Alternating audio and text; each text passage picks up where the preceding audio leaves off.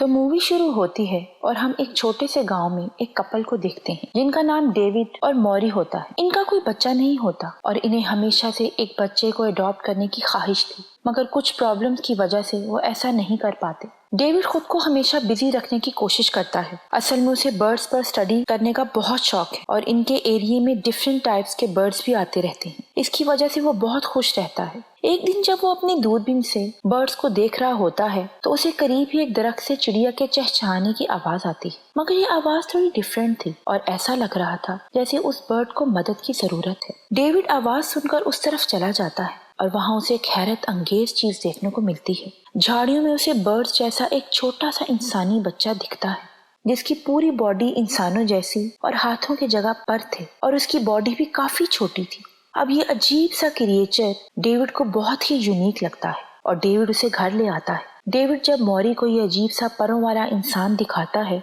तो मॉरी हैरान रह जाती है। ये बर्ड एक लड़की होती है। डेविड मॉरी से कहता है कि मैंने इस किस्म की स्पीशी पहले कभी नहीं देखी, शायद ये बहुत ही रेयर हो। अब मॉरी एक टोकरी लाती है और डेविड उस बर्ड को टोकरी में रख देता। अब यहाँ मॉरी कहती है कि अब हमें क्या करना चाहिए, क्या हमें पुलिस को कॉल करनी चाहिए? तो डेविड कहता है कि नहीं, मैं चाहता हूँ कि इसके बारे में और रिसर्च करूँ, क्योंकि हो सकता है कि इसको ढूंढते हुए इसके पेरेंट्स भी यहाँ आ जाएं और तब हम इसको जाने दें और पुलिस वाले तो इसको जू में भी भेज देंगे, क्योंकि ये स्पीशी बहुत ज्यादा ही यूनिक है। अब ये दोनों जो बहुत अरसे से बच्चे अडॉप्ट करना चाहते थे तो वो इस बर्ड का बच्चों की तरह ख्याल रखने लगते हैं। वो इसे फीड करते हैं और इसका अपने बच्चों की तरह ख्याल रखते हैं। वो इसका नाम बर्डी रखते हैं। अब हम देखते हैं कि दोनों बर्डी की बहुत ज्यादा देखभाल करते हैं। मॉरी इसको फीड करने के लिए एक छोटी सी बोतल लाती है और डेविड उसके लिए एक वॉकर बनाता है। लेकिन जब वो बर्डी को इसमें रखते हैं तो ये नोटिस करते हैं कि इसके पर तो अभी भी नजर आ रहे हैं। तो मॉरी सॉक्स लेकर उसके लिए ग्लव्स बनाती है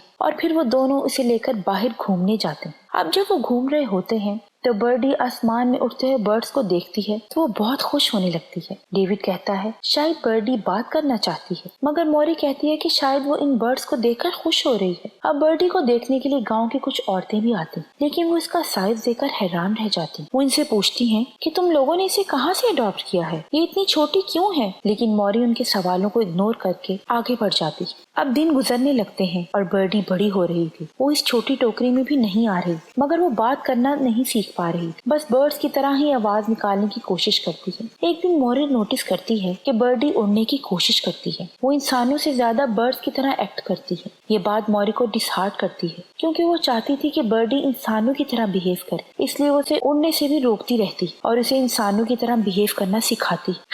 खैर यहाँ बर्डी का भी उनसे लगाव बढ़ जाता है, मगर जाहिर है वो थी तो एक बर्ड ही, चाहे उसकी बॉडी इंसानों जैसी ही क्यों ना हो। एक दिन मॉरी को ऐसा महसूस होता है जैसे बर्डी उसे मम्मी बुला रही है। वो बहुत ज्यादा खुश हो जाती है। वो बर्डी को और भी वर्ड्स बोलना सिखाती है, लेकिन बर्डी को कुछ भी समझ नहीं आ रहा था। एक दिन मॉरी देखती है कि बर्डी जमीन पर से कीड़े खा रही होती है। पहले तो उसे ये सब कुछ अच्छा नहीं लगता, लेकिन वो फिर समझ जाती है कि बर्ड्स को कीड़े खाना बहुत पसंद होता है, इसलिए वो एक प्लेट में कीड़े डालकर बर्डी के पाँव में फोर्क देती है ताकि वो इंसानों की तरह इन्हें खा सके। लेकिन बर्डी खा नहीं पा रही थी। अब मॉरी डेविड से कहती है कि बर्डी अपने आसपास के लोगों को देखकर ही सीख पाएगी, इसलिए मॉरी उसे रेस्टोरेंट में ले जाती है। वहाँ वो एक केज में 2 बर्ड्स को फड़फड़ाते हुए देखती है, इसलिए मॉरी उसे वॉशरूम में ले जाती है ताकि वहाँ वो सब कुछ कर सके और उसे ऐसा करते हुए कोई ना देखे। अब मॉरी बाहर एक लेडी से बात करने लगती है और जब बर्डी काफी देर गुजरने के बाद बाहर नहीं निकलती तो मॉरी दरवाजा खोलकर अंदर देखती है तो अंदर सिर्फ बर्डी के शूज थे। बर्डी विंडो से बाहर उड़ चुकी थी। मॉरी बहुत ही उदास होती है और डेविड के आने पर वो उसे सब कुछ बता देती। डेविड कहता है कि शायद वो अभी इतना दूर ना गई हो, इसीलिए वो दोनों उसे ढूंढने के लिए निकल जाते हैं। इसी दौरान हमें बर्डी को परिंदों के एक झुंड में दिखाया जाता है और ये उसकी लाइफ का सबसे बेस्ट टाइम होता है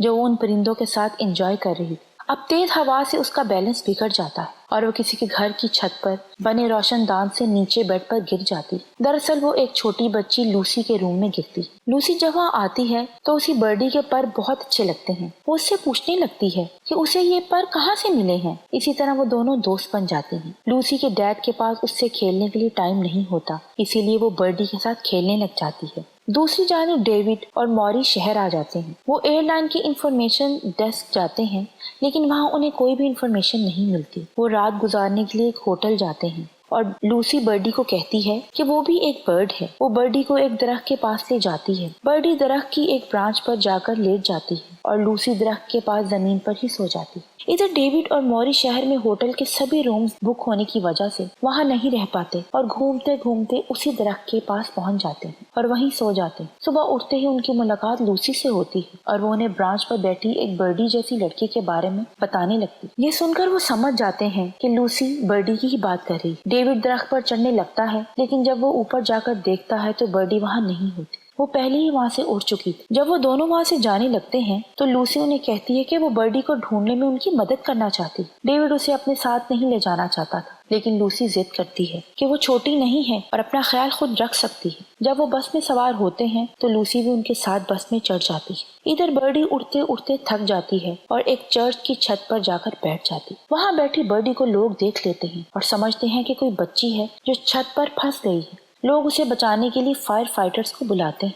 और जब फायर फाइटर्स उसे बचाने आते हैं तो वो उड़ जाती है और लोगों को लगता है कि कोई ईगल उसे उड़ाकर ले गया है। अब ये बात न्यूज में भी आ जाती है, जिसे डेविड देख लेता है। लूसी और डेविड फायर फाइटर मैक्स के घर जाते हैं और उसे सब कुछ बता देते हैं कि असल में बर्डी एक बर्ड है। मैक्स को यकीन तो नहीं आता, मगर वो उनकी मदद करना चाहता था, इसलिए वो उन्हें बताता है कि बर्डी साउथ की तरफ गई थी। वो मदद के लिए उनके साथ जाता है और वो लोग साउथ की तरफ चल पड़ते हैं। चलते चलते एक जगह उन्हें बर्ड्स की आवाजें आती हैं और एक आदमी फायर करता है। तभी ऊपर से कोई चीज कुएं में जाकर गिरती है। ये लोग घबरा कर वहाँ जाते हैं। उन्हें लगता है कि बर्डी कुएं में गिर गई है। मैक्स की मदद से लूसी कुएं में जाती है और देखती है कि वहाँ तो बस बर्डी के कपड़े पड़े थे। बर्डी को ढूंढते ढूंढते रात हो जाती है। वो सब रात गुजारने के लिए पास ही बने एक होटल में जाते हैं, जहाँ लूसी को एक लड़का मिलता है जो कि ट्री की ब्रांच पर बैठा हुआ था। लूसी भी उसके साथ जाकर बैठ जाती है। उस लड़के का नाम बेन होता है। वो लूसी को बताता है कि एक रात वो सो रहा था तो उसके बेड के नीचे से कुछ आवाज आई। वो नीचे देखता है तो वहाँ बर्डी होती है। लूसी उसके साथ उसके कमरे में जाती है। वो बेड के नीचे देखती है तो बर्डी अभी वहीं पर होती है। वो तीनों बेड के नीचे ही रात गुजारते हैं। अब जब अगली सुबह होती है तो लूसी बेन के साथ डेविड और मॉरी को बुलाने जाती है, मगर जब तक वो वहाँ आते हैं तो बर्डी फिर से वहाँ से उड़कर चली जाती है। अब वो सब उसे ढूंढने जाना चाहते थे, लेकिन लूसी बेन को छोड़कर नहीं जाना चाहती थी, क्योंकि बर्डी के बाद अब वही उसका सबसे अच्छा दोस्त था। लूसी मॉरी को प्यार करती है और फिर डेविड, मॉरी और मैक्स बर्डी को ढूंढने चले जाते हैं, लेकिन कुछ दूर जाकर ही मैक्स थक जाता है और वहीं बैठ जाता है। मॉरी और डेविड भी कुछ टाइम के लिए रुक जाते हैं। अब डेविड एक नदी को पार करने की कोशिश करता है, मगर थक जाता है और मॉरी से कहता है हमें रात यहीं गुजारनी चाहिए। रात में मैक्स एक बर्ड के चहचहाने की आवाज को नोटिस करता है। ये बर्डी ही थी। मैक्स देखता है कि ये एक ब्रांच में फंसी हुई थी। मैक्स उसकी मदद करता है और उसके जख्म पर पट्टी भी करता है, जिसके बाद बर्डी वहाँ से उड़ जाती है। सुबह उठते ही मैक्स, मॉरी और डेविड को ये सब कुछ बताता है और फिर अपने घर वापस चला जाता है, जबकि डेविड और मॉरी बर्डी को ढूंढने निकल जाते हैं। वो लोग समुंदर के करीब आ जाते हैं और बर्डी को उड़ते हुए देख लेते हैं। अब डेविड और मॉरी को भी समझ आ जाती है कि बर्डी उड़ना चाहती है और आजाद रहना चाहती, जिसके बाद वो दोनों घर जाने लगते हैं। मगर जैसे ही वो बस में चढ़ते हैं तो उन्हें कुर्राने की आवाज आती है और वो डूबती हुई बर्डी को बचाने जाते हैं। उसे बचाने के बाद वो उसे घर ले आते हैं और इस खुशी में वो रात को बहुत सेलिब्रेट करते हैं। अगली सुबह वो देखते हैं कि बर्डी विंडो के रास्ते से उड़ना चाहती है। ये देखकर उन्हें बहुत बुरा लगता है, क्योंकि वो अपनी बेटी की फ्रीडम को कंट्रोल करने की कोशिश कर रहे थे, लेकिन अब वो इसे खुशी खुशी जाने देते हैं। डेविड और मॉरी बर्डी को बाहर ले जाते हैं और उसे लास्ट गुड बाय किस करते हैं। बर्डी वहाँ से उड़ जाती है और इसी के साथ ये मूवी यहाँ पर एंड हो जाती है। Thanks for watching.